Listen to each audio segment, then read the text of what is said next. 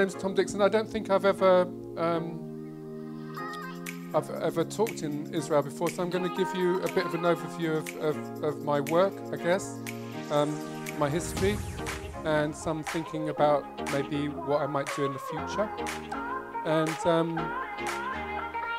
I mean, instead of preparing for this conference, I decided to disconnect completely and go and swim with the dolphins this morning. So this is us this morning. I haven't done a great deal of preparation, but I think I'm lucky in as much as I've always been slightly disconnected. I've never intended to be a designer in the first place. My first encounter was probably at secondary school in the ceramics department, so this is me, age 16, making a pot. And I think it's really the formless nature of clay and the fact that you can manipulate it from something really ugly into something almost beautiful quite quickly, which kind of gave me my initial inspiration. But the reality of it is that, unlike most designers, I was never really interested in design. I was interested in the music business. So I spent my first couple of years as a bass player in a disco band. So my origins are really musical rather than design. And I was very lucky to grow up in London at a time the punk movement was just finishing. But I think that whole period really liberated a generation of British kids to really take matters into their own hands and really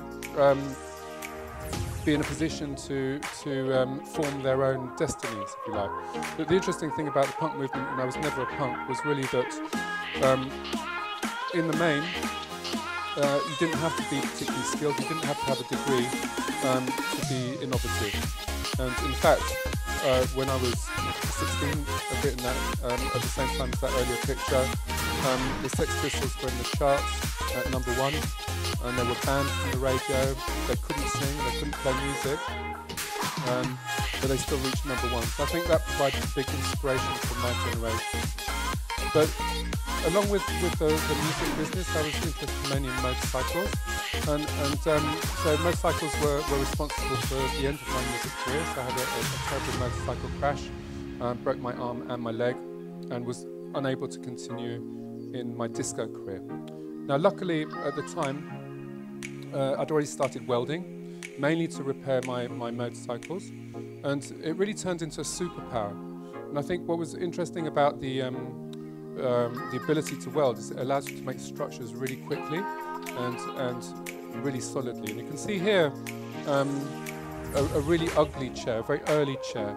And I show this not because I'm proud of the design, but really because it sort of epitomizes the idea that anybody can make something. And what was kind of good at the time was nobody was telling me what not to do. By actually not being part of the art school system, not being trained as a designer, I was completely free to express myself. And you can see the chairs are quite ugly and they're quite dangerous, they're quite rusty, and they're really not conventional design. But what was kind of interesting for me, particularly as we speak about disconnectivity, was that I was able to make a lot of things completely anonymously. And I think for kids today, the difficulty is almost that they're exposed before they have time to create a body of work, or even decide what their own aesthetic is. So I think it's increasingly difficult to remain anonymous in the way that I was at the time. So if you look at the work I was doing, the references really weren't to do with design. I was, as far as I knew, I was the only person making this kind of work, and I was doing it without any publicity, without any pictures on Instagram, without articles in the newspapers or the magazines, because there wasn't a great deal of interest in design in the early 80s in the UK. So I benefited really from being anonymous and disconnected from any design infrastructure, be it teaching or a job or the rest of it. You can see my designs start becoming slightly more conventional, but they're still made from scrap metal.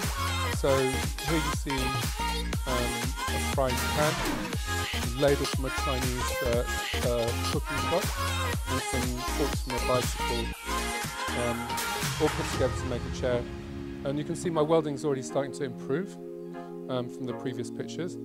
And a lot of the design actually was driven less by formal considerations and more by the machinery that I might acquire in the workshop. So this is a period when I get one of my first machines, which is a guillotine to slice up metal. And you can see that the shape is actually completely defined by the fact that I'm now able to slice metal into strips. And quite early on, I start realizing that the kind of output of design, the ability to turn effectively rubbish into gold for me. So I was able, again, because I was not doing design in a theoretical way, I was doing it for a living very early on. I was able to see the transformational ability of design to make what was previously a pile of literally rubbish, like scrap metal, into almost literally gold, i.e. cash, because my studio was so small that I was unable to make another piece unless I got rid of the first one. So the net result was I made a lot of objects in a very short period of time, and I was able to do it without being told what not to do. And I taught myself all kinds of things, not only to become a better welder, as you can see here, but also how structures work. And you can see here I move rapidly away from the scrap metal, the rusty metal, and start working more on shape defined by the structural necessities of a chair.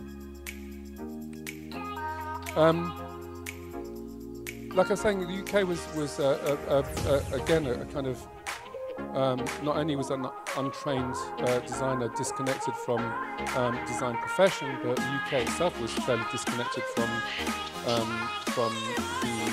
the centres of design, which at the time were probably a lot more Tokyo and Milan. And this chair, again, is one made from scrap.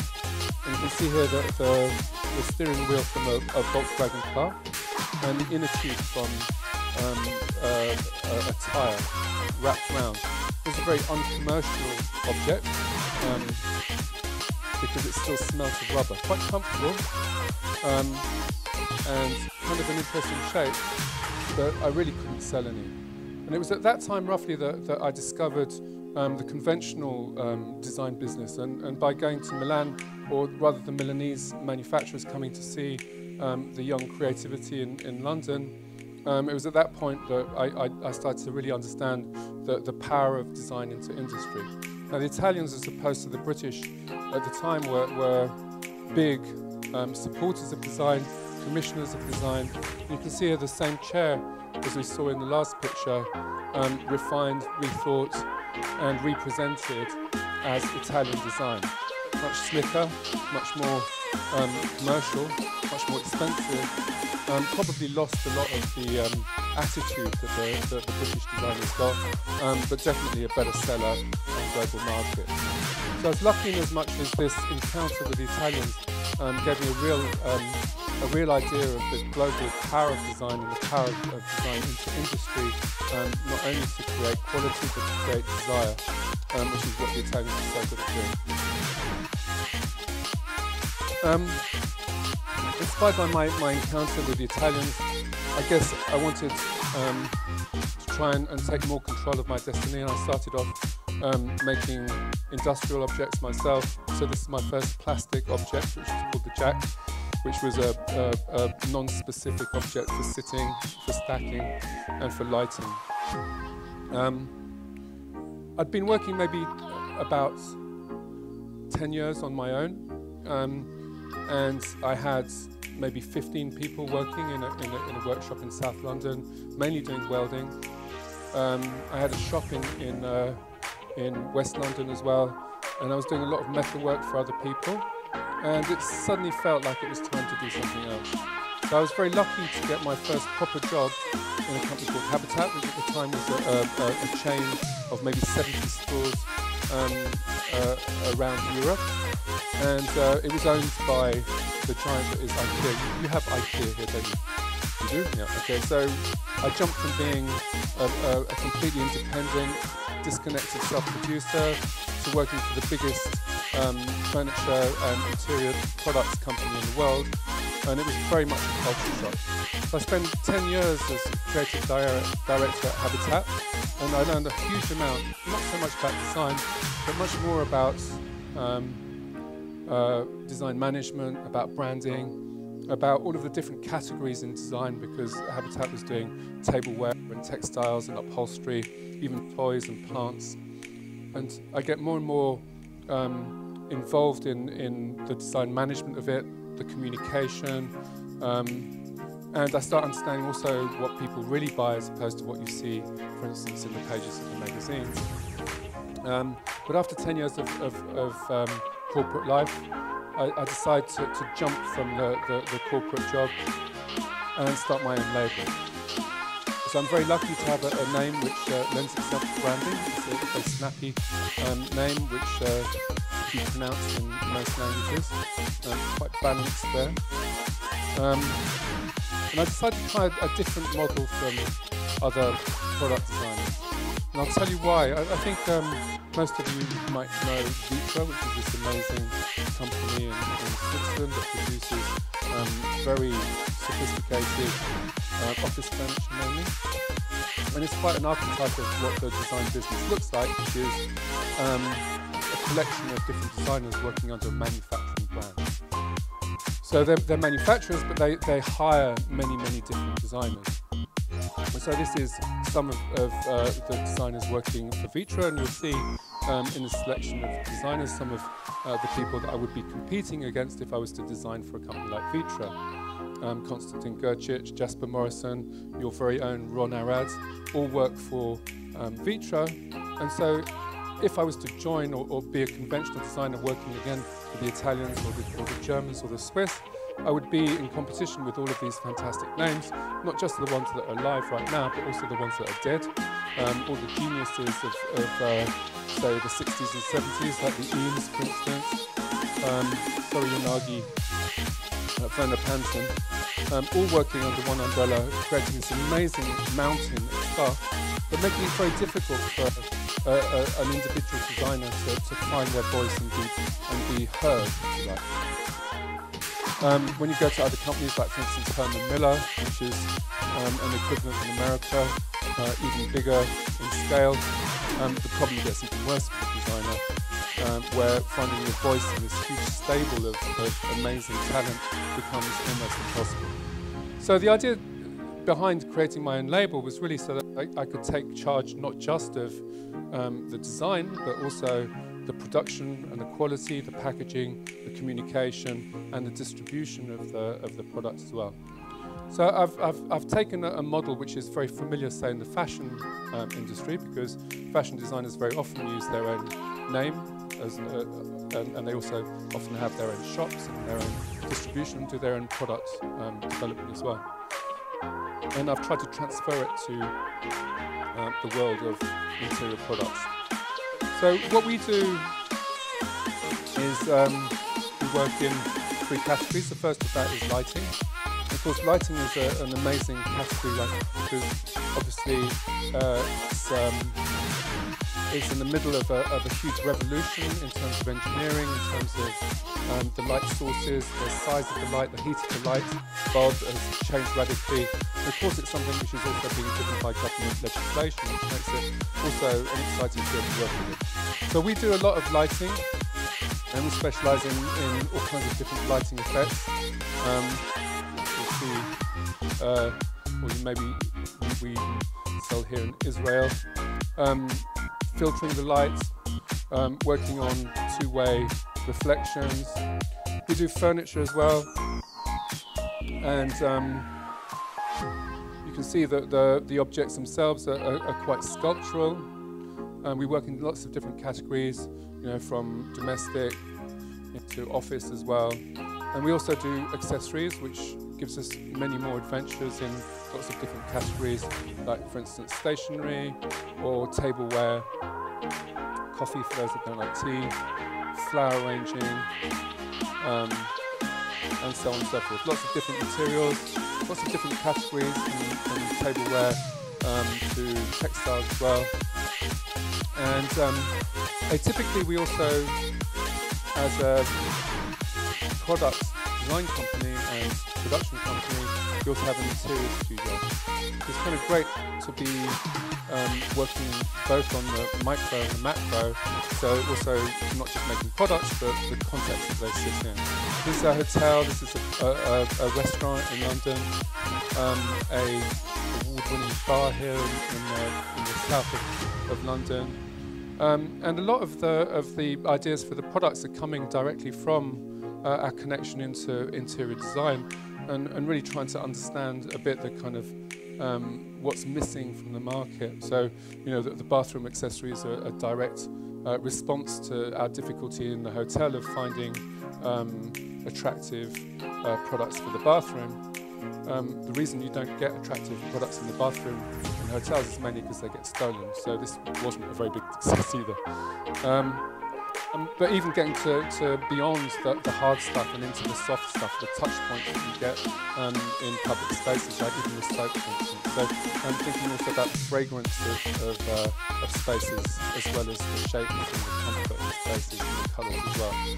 So trying to create a whole world, which includes even perfumes as well, so that you're really trying to think of all of the senses when you enter a space. So this is my headquarters in London, and you know, anybody who is hungry and bored in London should come and visit. We do have Israeli food here, so you'll all be comfortable to have Asaf Granit's latest restaurant, which is just here. And it's absolutely packed with Israeli tourists already, so you'll have trouble getting a seat. But what we try and do in our space is to be more than just an office and more than just a furniture shop. I mean, there's nothing more boring than a furniture shop. As you know, probably from your own experiences, it's a very slow business to sell chairs and tables, for instance. So what we try and do is make a whole world where even the design process is open to the public, and we try and feed people and introduce people not just to the, like I say, the shapes and the hard products, but also a whole world that we've created. So you're welcome. Another thing that we've been doing as well is a bit of architecture as well. Which I'll show you here is Monaco, a private house that we built just recently for a client. But anyway, that's enough of that. we need to get back a bit to the disconnection kind of theme. And I wanted to talk a bit about a couple of projects where we show a bit the method or some of the attempts I've had to try and rethink a bit the business that I'm in, because I'm never really satisfied with the way that it runs, as you can see by the way I've tried to set up my own label. And this is a project which was started off mainly as a not-for-profit project. So it's a project that I started off with the British Council with the intention of working with 2 or 3 communities, one in Lagos in Nigeria and one in Jaipur in India, with people that are working on the streets and are gradually being moved away from the streets by the city councils, who see them as a problem rather than an opportunity. And the idea was to try and work with them to give them new markets. And specifically in India, these people have been making a variety of things on the streets for a really long time. So this is somebody who's making water pots, which have historically been used in Indian villages to carry and to hold water in people's houses. And the project was kind of try and find something else for them to do, because although these pots are kind of amazing objects in their own right, they've rapidly been substituted for much cheaper factory-made alternatives made in China. So you can see here the same shapes used in these water pots, but meaning that the people that were making the pots are running out of a market. And so the project was really a kind of anti-design project, to try and not so much design something, but divert those shapes into a different typology, which had a global market, which for us is lighting. Well, I've never been simultaneously translated before. That's amazing, isn't it? So what we did was to use the shapes, and you can see very much the hammering and the soft round shapes here that are still very much the shape of the water pots, but this time we thought was lighting objects. And they've been, a reasonably big success. We've had them in our collection now for maybe 12 years, and they still employ maybe 20 people in northern India in a town called Muradabad. This is one of the gentlemen who makes some of the lamps. This is one of the factories. So although they're not working on the street, they are definitely making them with the same craft skills that they had previously. What's kind of interesting though is that when you go online into the connected world, you'll see a lot of these lamps on sites like eBay. And of course, a lot of, in fact, not because we don't sell on eBay, none of these lights are real.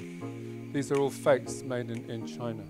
It's kind of interesting to see that, the pots that they were making before have now been substituted by industrialized pots. And then my lamps are now replica lamps, which are made in China and sold into the same market. So even if you go to a lighting shop in India, you'll see these lamps as Chinese-made replicas made in England. Now, there's not a lot we can do about this. Even in Australia, for instance, if something's got replica before my name, you're allowed to sell a fake Tom Dixon into the market because you've called it fake. So because you've actually acknowledged the fakeness of the object, that you're selling a legitimate object because it's not the real one, and you've told people about it. So the law doesn't help us particularly. As you go more internationally, and I've seen quite a few in Israel as well, you'll see more and more things which are actually not my lamps at all. And that's been kind of an interesting for me on many levels. There's also quite a lot of things which are inspired by. So in IKEA, for instance, I'll get back to IKEA a couple of times during this talk. They've got these bowls which are clearly very similar to my lamps. And there's a fantastic site called IKEAhackers.com which recommends that you buy a bowl from IKEA, and then you can make yourself a really, really cheap Tom Dixon, cheaper than the Chinese copies, by drilling a hole in it, hanging it upside down, and making a very affordable $21 Tom Dixon. So if you want to get not bad really, considering. So I was kind of inspired by this kind of outsider art aspect of it, and also the idea that people were still customizing things and rethinking the use of things. And so I approached IKEA with a couple of ideas. This is my first idea, which they rejected, which was from birth till death with IKEA. So I really wanted to do with IKEA, I wanted to do a cot and a coffin, so that we did the whole cycle of life. But they rejected that idea, and I started talking to them about a few other things, and we talked a lot about beds because IKEA are one of the big successes in the bedroom, and they wanted to talk to me about sofas and how badly made sofas were. Even luxury sofas have these very cheap frames that you see inside, and we ended up deciding we should do something which was a combination of a bed and a sofa, and rather than using the cheap wood construction that is normal even in high-end sofas, we decided to use aluminium and try and think of some of the characteristics of the car industry. So we worked a lot on structure and ended up with this object, which is an aluminium base, if you like, or rather a base for many different things, with the idea to not make a finished object at all. And by thinking a bit of the tech world, and particularly telephones, you can see actually this similar shape of this telephone and with this bed here, to try and make something that you could actually pre-custom. And so the idea here is really to make a platform on which lots of different activities can happen. So you can make it into a sofa, or you can make it into a day bed, or you can have a smaller version which is a chair.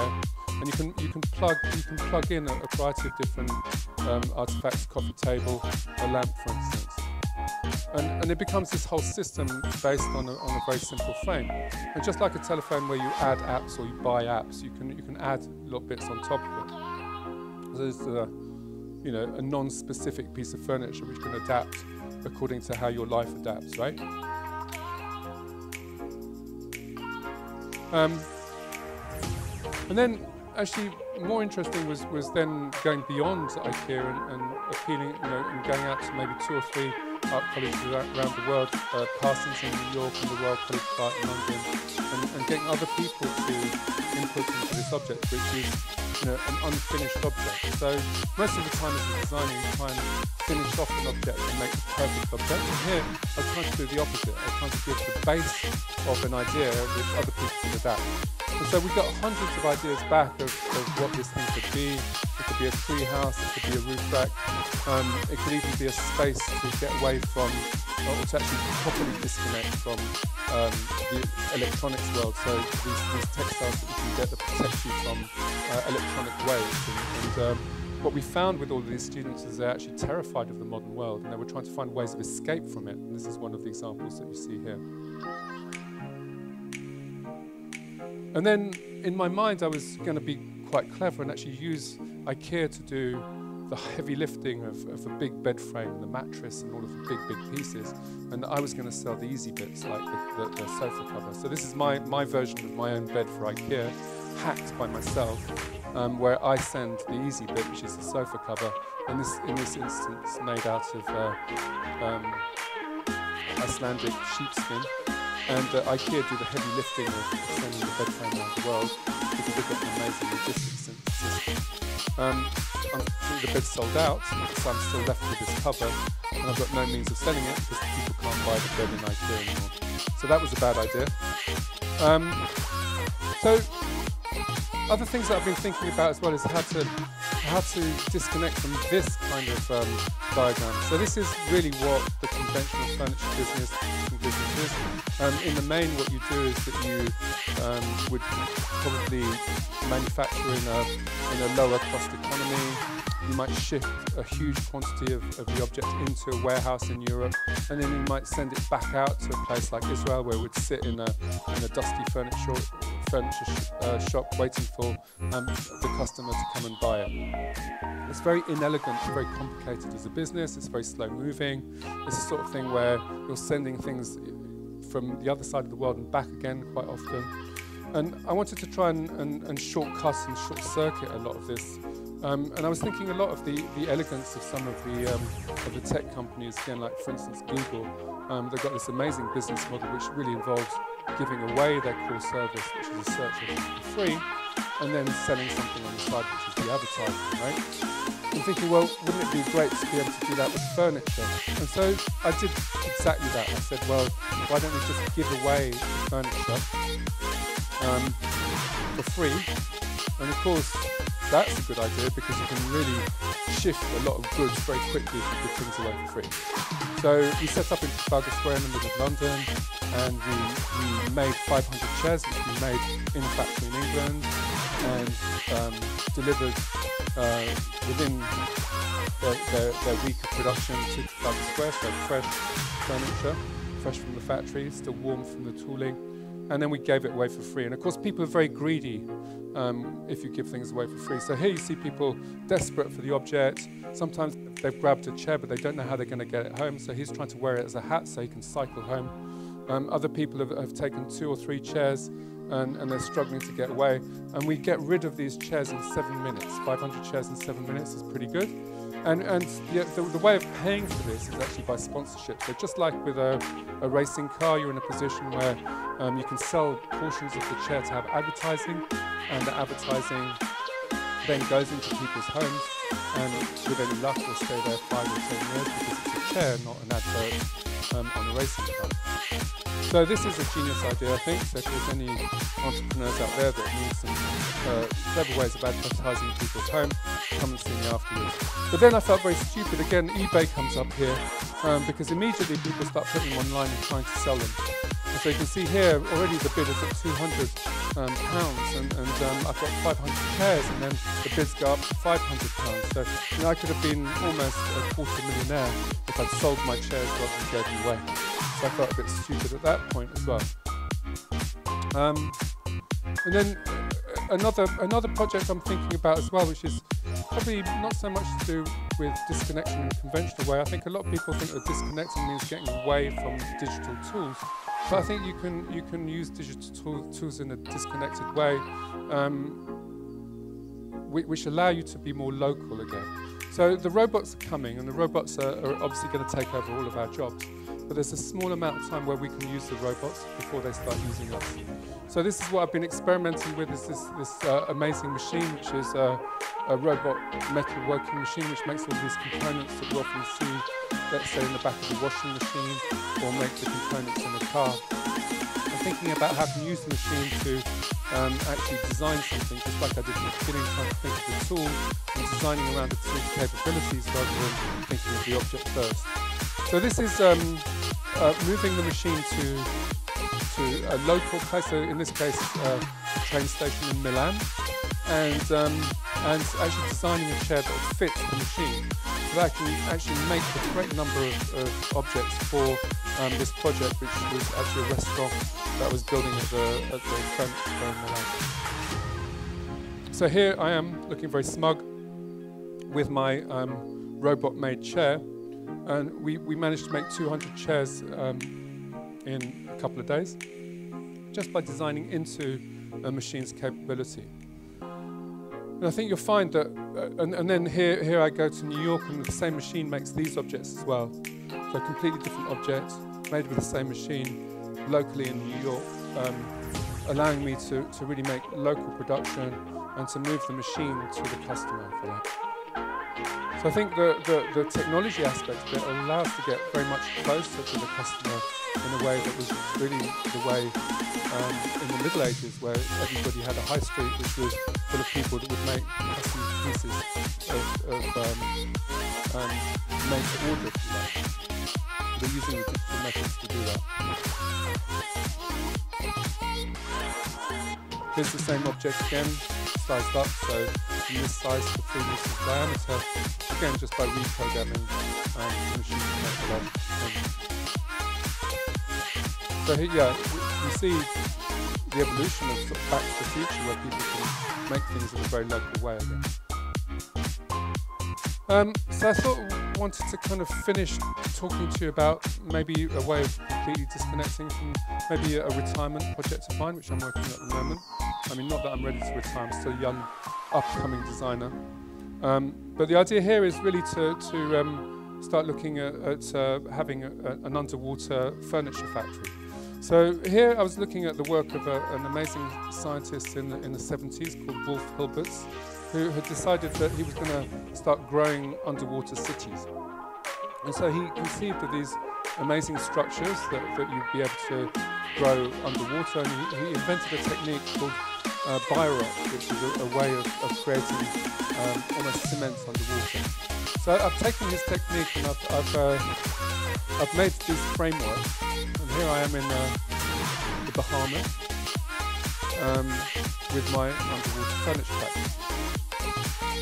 And so the principle is this: is that you put the chairs into the sea, and you charge them with a very small amount of electricity generated with solar cells, and they will start growing on the metal framework lime scale, a bit like you find in the bottom of your kettle, the white deposits, which are normally calcium carbonate, which is the same constitution as, say, limestone, and it will be attracted to the metal framework by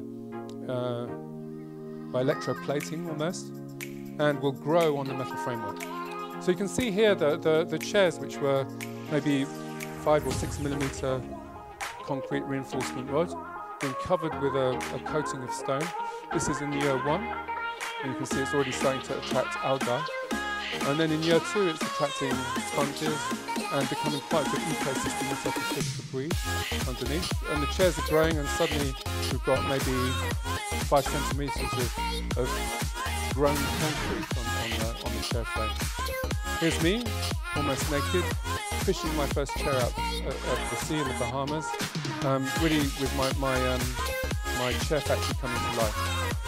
And here, after 4 years, you start seeing this massive accretion of limestone on this reinforcement bar, which shows really how quickly this material grows on the bar. Now, obviously, if you're trying to make a structure, you'd have to leave it in for quite a long time. But you can see here how this accretion starts to become actually a significant amount of rock on the reinforcement bar. So here we have almost 19 centimeters of bio rock grown onto the metal framework. Now, this is a project which has also been supported by an organisation called the Coral Reef Alliance, because they're interested in the material, because it also has regenerative possibilities for coral. So coral that's been knocked off a natural reef can be grafted onto these metal frameworks, and the coral itself will grow maybe 5 times faster than it would without the electrical charge.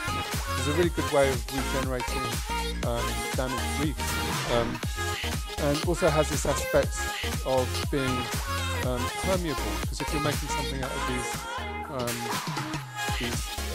frameworks which allow the water through, it's very different from the type of normal coral reef regeneration when you dump a lot of tires in, or you dump a sunken ship into a bay like the one we saw this morning, and actually allows you to let the waves in, and becomes actually quite a good way of becoming a breakwater, because one of the big problems at the moment with rising sea levels is not just that the corals are getting washed away, but the beaches are getting washed away as well. So these reefs act as quite a good means of regenerating the coral, but also becoming breakwaters as well. Of course, what you don't really want to do is fish out your chair from once you've made this object down underwater, which has got corals growing on it. So the idea eventually is really to go beyond just fishing out the chairs and make a permanent factory under the sea, where you're placing your objects within cages and you're cropping them almost like fruit in a farm. So you're growing the framework, the reef, and you're removing the fruit from the structure in a sustainable way. So that's my plan, and maybe after this morning's adventure, maybe it could actually happen here. Who knows? So there you go, my retirement. I've only got 1 minute left to go, so the timing is pretty good. And that's all I'm going to talk about, connection and disconnection. So thank you very much.